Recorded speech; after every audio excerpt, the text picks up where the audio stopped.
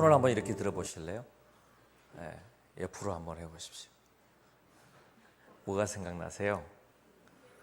네, 아가 개가 이렇게 옆으로 걸었습니다. 엄마 개가 혼을 냅니다. 너 왜 똑바로 걷지 않고 옆으로만 걷느냐고.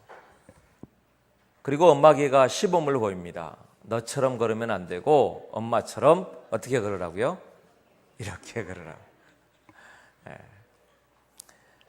우리가 어떤 것에 대해서 본을 받는다든지 모범을 보인다든지 할 때 특별히 아이들이 부모님의 모습을 닮아가고 또 앞에 앞서가는 사람들의 발자국을 뒤따라가고 또 무엇인가의 영향력을 받는다라고 말할 때에 흔히 이런 이야기들을 합니다. 나는 똑바로 걷고 있는가? 아니면 나는 정말 본이 될 만한 삶을 살고 있는가? 또 다른 말로 바꾸면 나는 누구를 따라가고 있는가? 어떤 본을 내가 기대하고 바라보고 가고 있는가? 이런 질문이 우리의 삶에 있을 겁니다. 여러분은 누구를 따라서 삶을 살아가고 계세요? 여러분의 본은 누구세요? 네. 자, 우리는 예수님을 믿습니다. 아멘. 그래요. 예수님을 믿는다는 게 뭔가 다른 게 아니에요. 예수 그리스도를 본받아 사는 삶을 말하는 겁니다. 오늘 본문의 이야기는 바로 빌립보 교회에게 편지하기를 너희가 사는 삶이, 너희가 서로 이렇게 살아가는 삶이 서로에게 좀 겸손하고 서로를 돌보기도 하고 사랑하기도 하고 또 서로 안에 섬기기도 하고 순종하기도 하는 모습을 보여라. 그런데 그것이 누가 모델이냐 하면 바로 여기 너희 안에 이 마음을 품으라 곧 그리스도 예수님의 마음이다 라고 하는 본의 근본을 이야기하고 계시는 겁니다. 예수님의 마음을 품는 것, 그래서 우리에게 주시는 첫 번째 메시지가 그거예요. 네 마음이 아니라 예수님의 마음이다. 네가 생각하기에, 네 마음에, 네가 결정하기에, 네가 원하기에가 아니라 네 마음의 어떤 것이 아니라 예수님의 마음을 본받는 자가 되라. 그것이 오늘 바울을 통해서 하나님께서 우리에게 말씀하시는 메시지가 되는 겁니다. 그럼 예수님의 마음을 본받는 게 무슨 의미일까요? 바로 그 뒤편에 나와 있습니다. 그는 근본 하나님의 본체시나 하나님과 동등됨을 취할 것으로 여기지 아니하시고, 다시 말하면 하나님과 동일하게 그 안에 속해 있는 분이지만 하나님과 동등됨을 취할 것으로 여기지 않았다. 오히려 자기를 비워 종의 형체를 가지사, 자기를 비웠다라고 하는 것은 예수 그리스도 안에 있었던 그 영광과 그 능력, 그 권위와 권세에 대하여 모든 것을 포기했다, 이런 의미예요. 자기를 비워 종의 형체를 가지사 그리고 종이 되었다. 그리고 그 모든 것을 비우고 나서 가장 우리 명료하게 나타난 예수님이 우리에게 보여주신 겸손이 무엇일까요? 사람과 같이 되었다. 다시 말하면 나와 같이 되었다라고 말하는 것입니다. 시공간에 매여 있는, 아니면 삶에 매여 있는 우리의 모습과 같은 연약한 모습으로 우리에게 나타나신 바 되었고, 그리고 그것이 예수 그리스도께서 얼마나 겸비하고 겸손하게 자기를 낮추시고, 그리고 그 모든 결론이 나와 있는 것이 있는데 그것이 십자가다, 이렇게 이야기하시는 겁니다. 그러니까 예수님의 마음을 본받는다는 것은 쉬운 말로 이겁니다. 예수님이 나와 같은 죄인의 모습으로 오셔서 우리의 죄를 용서하시고 우리를 위하여 겸손하시고 우리를 위하여 십자가에 못 박히시고 그리고 우리를 사랑하셨다. 그것에 대하여 너희가 본을 받는, 그 마음을 갖는 사람이 되라, 이런 의미가 되는 겁니다. 여러분에게 묻겠습니다. 여러분의 모델은 예수님입니까? 그렇다면 예수님처럼 살다 오셨습니까? 제가 오늘 본문의 제목을 거울이라고 하는 제목을 붙였어요. 거울. 오늘 본문의 이야기와 유사한 일이 없는 것처럼 보이지만 실제로 이 거울이라고 하는 것의 성경적 의미를 보면 그 안에 들어있는 것을 그대로 빛 가운데서 들춰내서 나를 보게 하는 것이 거울의 의미예요. 그러니까 여기 이 거울이라고 하는 것 속에는 예수님을 통하여 나를 보게 하는, 그러니까 거울이라는 게 빛을 반사해서 빛 가운데서 우리가 보게 되잖아요. 그렇죠? 거울을 캄캄한 어둠 중에 볼 수 있어요, 없어요? 없죠? 그것처럼 예수 그리스도의 빛 가운데서 내 모습이 보이게 하는 것, 그것이 예수 그리스도의 십자가와 그 마음을 본받는 것이다 라고 하는 겁니다. 여기 이 본받다라고 하는 것의 원어적 의미는 도장을 찍어내다 내지는 판화 있죠, 판화 같은 것으로 똑같이 복사해내다, 이런 의미예요. 그러니까 예수님의 모습이 우리 속에서 드러나는 것이 본을 받는 거라는 겁니다. 내 모습 속에서 어떻게 나 같은 연약한 속에 예수님의 모습이 보입니까? 보여야 된다는 겁니다.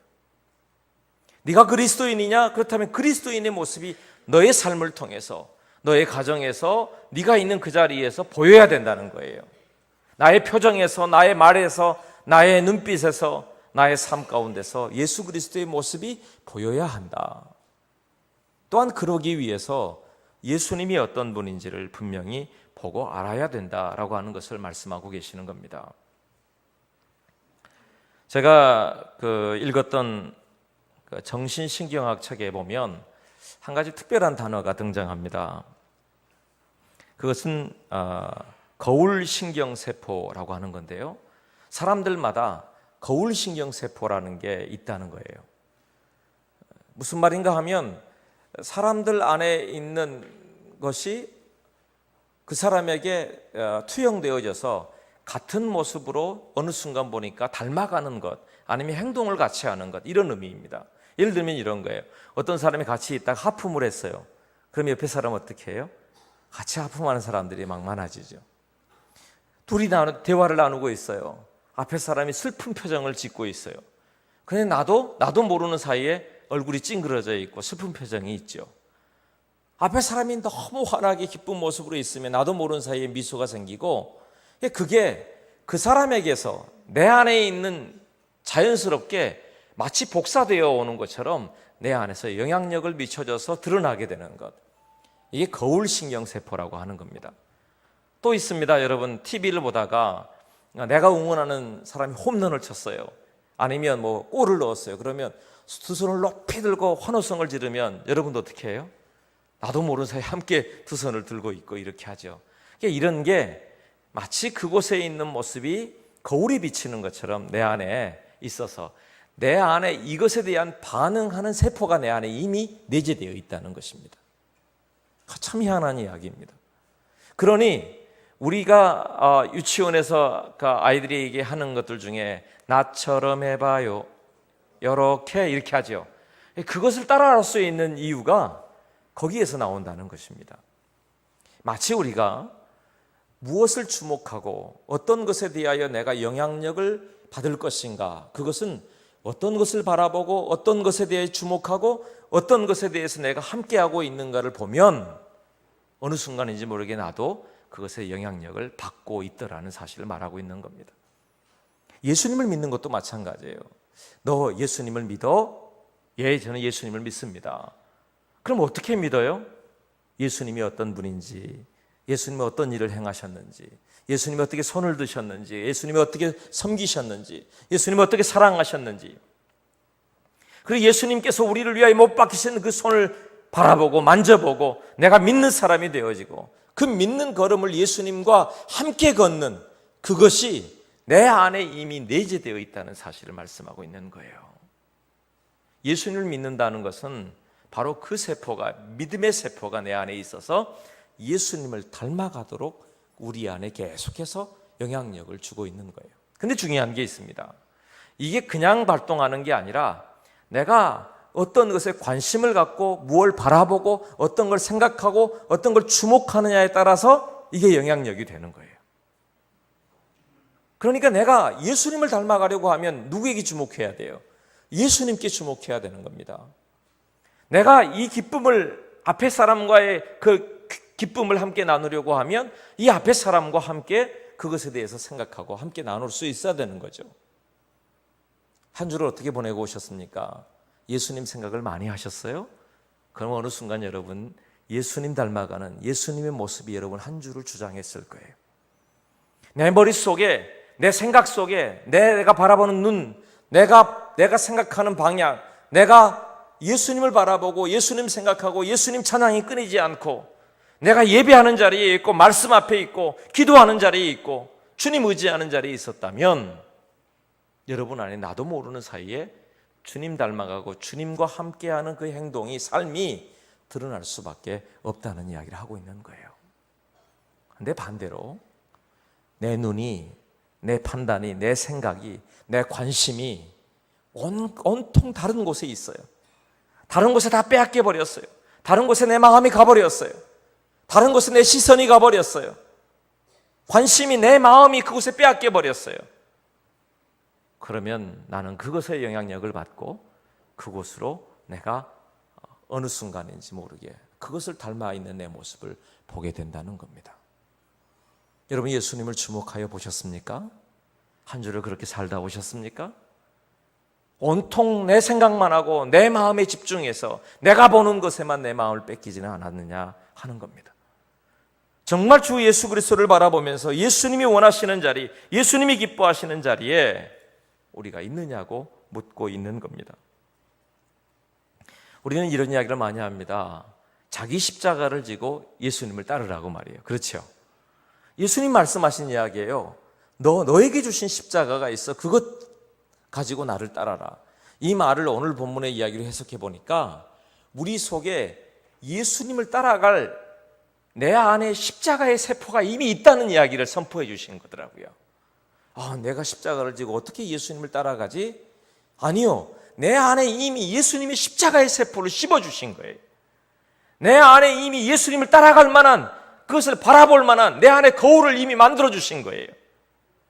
그러니까 예수님이 어떻게 가셨는지, 예수님이 십자가 지고 가시는 길이 어떤 길이셨는지, 예수님 무엇을 하셨는지 그 길을 따라갈 수 있는 이미 우리 안에 십자가의 세포, 그 거울이 준비되어 있다라고 하는 겁니다. 그래서 예수님의 십자가를 따라가는 일이 내가 나의 십자가를 지고 가는 길이다 라고 말하면 틀리지 않을 거예요.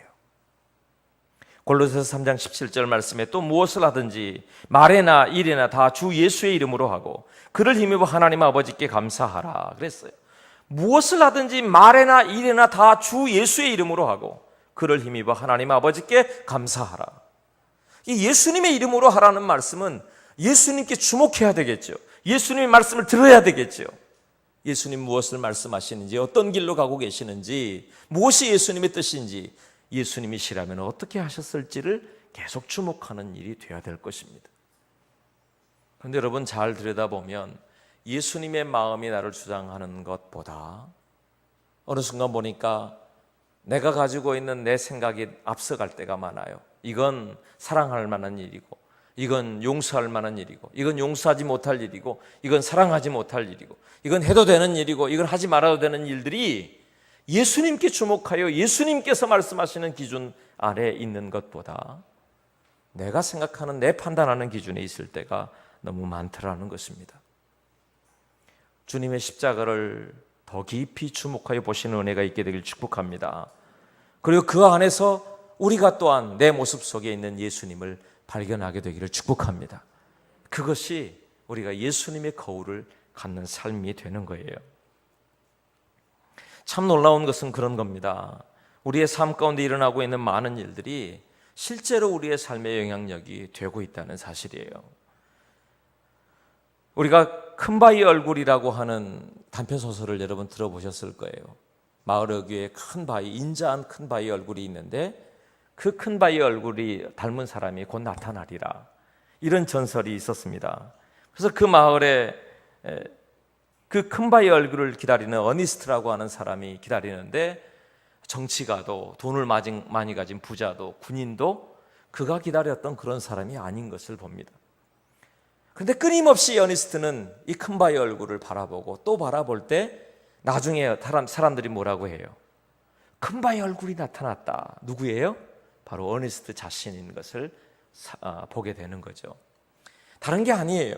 내가 지금 무엇을 바라보고 누구를 바라보느냐에 따라서 그것을 닮아가기도 하고 물들기도 하고 내 안에서 그것이 내 안의 형상으로 드러나게 되는 것을 말씀하고 계시는 겁니다. 에베소서 4장 15절의 말씀은 이렇게 말합니다. 오직 사랑 안에서 참된 것을 하며 범사에 그에게까지 잘할지라. 그는 머리니 곧 그리스도라. 그는 머리니 곧 그리스도라. 이렇게 표현하고 있어요. 그런데 이것이 다른 번역에 보니까 이렇게 되어 있습니다. 오히려 우리는 사랑으로 진리를 말하며 모든 일에 머리 되신 그리스도를 닮아가야 합니다. 이렇게 되어 있어요. 그러니까 우리가 신앙이 자란다는 이야기를 하잖아요. 너 언제까지 거기에 머물러 있을 거야? 신앙이 조금 더 자라야 되겠지?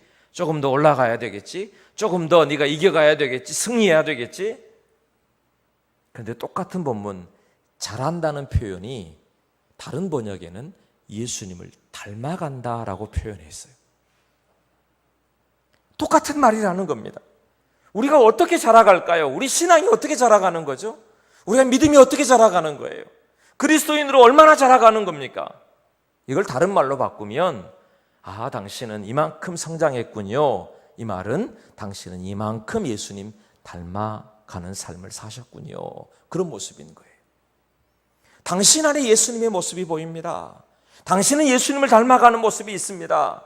지난해보다 당신의 오늘 모습이 더 예수님 닮았습니다. 이것이 당신의 신앙이 성장했습니다. 당신의 믿음이 성장했습니다. 그와 같은 표현과 같은 이야기라고 성경은 기록하고 있는 겁니다. 여러분 옆에 분 한번 보세요. 그리고 제가 하는 말 따라서 하십시오. 깜짝 놀랐습니다. 옆에 분 보시라니까요. 자, 다시 할까요? 깜짝 놀랐습니다. 당신을 뵈니 예수님을 뵙는 것 같습니다. 다른 의미로 깜짝 놀라신 분이 계세요? 우리 속에 마치 예수님을 뵙는 것 같은, 내 안에 마치 예수님을 만나는 것 같은 그 모습이 우리 속에 오늘보다 다시 내일이, 또 내일보다 또 다른 내일이 계속해서 우리 속에 예수님의 모습을 담아낼 수 있어야 되는 거라는 이야기를 하는 거예요. 한국교회가요, 처음 복음이 들어왔을 때 정말 그들은 나라와 민족을 살리는 일들에, 얼마 전에 8.15 광복절이었습니다만 사실은 이 광복절의 뒤편에는 수없이 많은 그리스도인들의 순교와 그리스도인들의 고난이 함께 있었던 것을 압니다. 그만큼 영향력이 강력했습니다. 근데 시간이 지날수록 그리스도인들이 더 오히려 사람들에게 시탄을 받게 되고, 그리고 한동안 여러분 지난주도 마찬가지로 여러 가지 이야기들이 우리 속에 들리는 것을 봅니다. 이게 중요한 게 있어요. 왜 그럴까요? 왜 그렇게 되었을까요? 누구의 이야기가 아니라, 어떤 사람의 탓의 이야기가 아니라 내 안에 예수 그리스도를 바라보는 예수님 닮아가는 사람들이 정말 줄어들어가는 것이 아닌가. 예수님 십자가 지고 가는, 내 속에서 나를 비춰봤을 때 예수님의 형상이 드러나지 않는, 예수님 모습이 드러나지 않는, 예수님처럼 보이지 않는 사람들이 이 세대 가운데 바로 나 때문에 그런 일들이 드러나지 않는가 하는 이야기를 하고 싶은 겁니다. 놀라운 것은 여러분, 영적인 영향력이, 오늘 여기 마음에 대한 이야기를 했습니다만 그 영적인 믿음의 영향력이 우리의 삶 가운데 그대로 드러난다는 거예요. 출애굽기 17장의 말씀에 보면 아주 유명한 이야기가 기록되어 있습니다. 모세와 여호수아가 나가서 다메섹 군사들과 전쟁이 일어납니다. 근데 희한한 일이 일어났어요. 모세는 전쟁터로 가는 게 아니라 산꼭대기로 올라갑니다. 그리고 여호수아는 이스라엘 백성들과 함께 다메섹과 전쟁이 시작됩니다. 이게 그 다음 일이 놀라워요. 모세가 산에 올라가서 손을 높이 들고 기도를 시작하면 이스라엘 백성들이 여호수아가 이겨서 다메섹 군사들을 쫓아내다가 너무 힘들어서 이 손이 내려가면, 그러면 이스라엘 백성들이 여호수아가 지고 밀려난단 말이에요. 그래서 어떻게 했죠? 아론과 홀이 옆에서 손을 붙들다가 그것도 힘들어서 밑에다 돌을 기어서 해가 지도록 손이 내려오지 않게 했어요. 놀라운 일은 이겁니다. 산 위에 올라가 기도하는 일이 전쟁터의 실전과 무슨 상관이 있어요? 그런데 그 손이 올라가 있을 때, 끝까지 손이 올라가 있을 때 이 산 위의 기도가 산 아래 전쟁터의 승리로 바뀌게 하더라는 이야기를 하고 있는 거예요. 여기에서 나온 말씀이 있죠. 여호와 니시라고 하는 말이에요. 여호와 니시는 여호와는 나의 깃발, 여호와는 나의 승리, 이런 의미예요. 우리의 삶 가운데 일어나고 있는 많은 일들이 실제로 우리의 현실에서 일어나고 우리가 부딪히고 있는 우리 가정에서의, 우리가 지금 일하는 그 회사에서의, 내가 서 있는 그 현장에서, 우리의 가문에서, 내가 만나는 친구들에게서, 내가 살고 있는 이 땅에서, 이 민족에게서 중요한 게 있어요. 이 영향력이 그냥 나타나는 게 아니라 산 위에서 기도하는 일이, 예배하는 일이, 예수 그리스도를 믿는 믿음의 역사가, 그것이 거기서 멈춰 있지 않고 삶의 영향력이 되어져서, 마치 그것이 영향력이 흐르는 힘이 되어져서 거울에 보이는 것과 같이 그것이 똑같은 모습으로 드러나더라는 겁니다.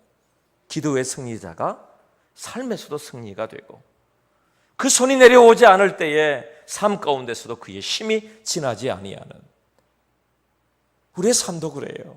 우리의 믿음의 역사가 사실은 믿음과 삶이 떨어져 있는 것이 아니라 끊임없이 서로가 연결되어 있고, 그리고 그 믿음의 모습을 보면서 삶의 모습이 드러나고, 삶의 모습을 보면서 내 현상의 모습이 드러나서 다시 하나님 앞에서 어떤 삶을 살아야 될 것인지를 결단하는 것, 그것이 우리에게 주시는 내 안에 보게 하시는 이 거울세포가, 거울신경세포가, 예수 그리스도의 세포가, 십자가의 세포가 이미 내 안에 있다는 사실을 가르쳐주고 계십니다.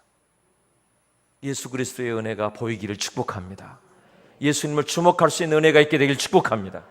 예수님이 손을 들면 나도 손을 들고, 예수님이 움직이시면 나도 움직이시고, 예수님이 멈춰서시면 나도 멈춰설 수 있는 은혜가 있게 되길 축복합니다. 그래요. 주님이 가신 그곳에 내가 있는 것이 내가 그리스도인으로 사는 것이란 말이에요. 그럼 어떻게 그렇게 할까요? 어떻게 예수님처럼 살아볼까요? 어떻게 하면 예수님과 같이 동행할까요? 어떻게 하면 예수님의 마음을 우리가 배우고 알게 될까요? 우리가 너무 잘 알고 있는 것들이에요. 너무 간단하고 너무나도 당연한 일들 말입니다. 우리의 중요한 거울이 있어요. 그게 뭐예요? 성경입니다. 말씀 속에서 예수님을 만나는 겁니다. 우리에게 또 좋은 거울이 있어요. 기도하는 것입니다. 기도하는 중에 오늘 우리가 예수 그리스도를 만나는 것입니다. 우리의 예배가 있어요. 우리의 찬송하는 찬송이 있어요. 우리가 하나님을 찾는 자리에 늘 주목하는 내 인생에 내 거울이 있는 거예요. 그리고 내게 주신 십자가가 있어요. 그 안에서 예수님을 발견하고 예수님을 만나고 예수님과 함께할 때 그 안에 드러나는 놀라운 일들을, 나를 통해서 역사하실 예수님의 이야기가 그때부터 시작되게 되는 거죠. 데살로니가전서 5장 8절의 말씀에 이렇게 기록되어 있습니다. 우리는 낮에 속하였으니 정신을 차리고 믿음과 사랑에 호심경을 붙이고 구원의 소망의 투구를 쓰자. 16절은 말합니다. 항상 기뻐하라, 쉬지 말고 기도하라, 범사에 감사하라. 이것이 그리스도 예수 안에서 너희를 향하신 하나님의 뜻이니라. 성령을 소멸하지 말며 예언을 멸시하지 말고 범사에 헤아려 좋은 것을 취하고 악은 어떤 모양이라도 버리라. 평강의 하나님이 친히 너희를 온전히 거룩하게 하시고 또 너희의 온 영과 혼과 몸이 우리 주 예수 그리스도께서 강림하실 때에 흠없이 보존되기를 원하노라. 아멘. 성경 말씀 속에 우리가 살아야 될 거울들이, 우리가 보아야 될 거울들이 그 안에 다 들어있어요. 아, 그래, 내가 감사하라고 하시는구나. 내가 기뻐하라고 하시는구나. 내가 기도하라고 하시는구나. 그 말씀 속에 내가 들어가라고 하시는구나. 성령님을 무시하지 말라고 하시는구나. 그 말씀 속에 내가 들어가서 무엇을 말씀하시는지를 내가 알기를 원하시는구나. 십자가를 계속 주목하여 보는 자리에서 주님이 나를 위해 십자가 지신 그 십자가의 사랑이 그곳에 비쳐 보이고, 그리고 그것이 내 안에 흡수되고 내가 예수님의 모습을 내 속에서 보게 되는 것. 그러다 어느 순간 보면요, 내 안에 있는 예수님의 이야기가 다른 사람에게도 보이기 시작하더라는 이야기예요. 에베소서 6장의 말씀은 우리에게 이렇게 권면합니다. 우리의 씨름은 혈과 육을 상대하는 것이 아니요 통치자들과 권세자들과 이 어둠의 세상 주관자들과 하늘에 있는 악의 영들을 상대합니다. 그러므로 하나님의 전신갑주를 취하라. 전신갑주가 뭐예요? 전신갑주는 진리로 너희 허리띠를 띠고 의의 호심경을 붙이고, 그리고요 평안의 복음에 준비한 것을 신을 신고 모든 것 위에 믿음의 방패, 그리고 구원의 투구와 성령의 검 곧 하나님의 말씀을 가지라. 우리 속에 전신갑주를 입는 건 무엇 때문일까요? 그것이 내 안에 차근차근 들어오기 시작하고 그것이 내 안에 무기가 되고 힘이 되고 능력이 되어져서 그 속에서 예수 그리스도의 이름의 승리자의 모습을 드러나게 하는 것입니다. 그래서 영혼의 일이 삶의 일과 연결되어 있는 거예요. 영혼의 일이 여러분의 삶의 일들과 끊임없이 함께하고 있는 거예요. 예수 그리스도의 모습이 내 마음에 품어질 때, 내 마음에 품겨진 것이 우리의 삶의 영향력이 되어져서, 우리 가정의 영향력이 되어져서, 내 아이들에게 영향력이 되어져서 그것을 통해 예수 그리스도의 은혜와 향기가 드러나게 하실 줄로 믿습니다. 말씀을 맺겠습니다. 독일의 어느 백화점에 엘리베이터 속도가 너무 느리다고 승객들이, 그 고객들이 불평을 합니다. 당장 엘리베이터를 바꿀 수 없는데 어떻게 할 것인가 고민하는데 한 직원이 그런 아이디어를 냈어요. 엘리베이터 안에 큰 거울을 두었으면 좋겠다고 말입니다. 근데 실제 거울을 붙이고 나니까 고객들의 불만이 현저하게 줄었답니다. 왜 그랬을까요? 타면은 다 자기 모습 보는 거예요. 어디가 어떻게 되었는지 또 아마 스스로 감탄할 거예요. 어쩜 이렇게 예쁠 수 있느냐고. 그러다 보면 자기가 원하는 층에 도달하게 되는 거죠. 성경은 이야기합니다. 우리 속에 있는 우리의 모습 속에 내 모습을 발견할 거울이 있다고 말입니다. 거울이라고 하는 표현이 성경의 원어를 찾아보다가 깜짝 놀랄 한 가지 표현이 있었습니다. 그것은요, 치다, 타격하다, 타격을 가한 흔적, 이런 것이 거울이라고 하는 것에서 파생된 말이더라고요. 그러니까 때린 흔적이 거울이에요. 희한하죠. 그게 거울의 또 다른 의미의 원어적 의미입니다. 다시 말하면 우리 속에 그런 거울이 다 있어요. 때리면 흔적이 나타나잖아요. 지금까지는 죄에 두들기고 죄와 사망의 것에 두들겨서 죄와 사망의 흔적이 우리의 인생에 있었어요. 그런데 이제는 예수 그리스도의 흔적이, 예수 그리스도의 그 복음의 흔적이 우리에게 거울처럼 흔적으로 드러나고 있다는 겁니다. 외면의 거울만이 아니라 내 내면의 거울, 내 영혼의 거울을 살펴서 예수 그리스도를 닮아가는 은혜가 우리 모두 위에 있기를 축복합니다. 기도하겠습니다.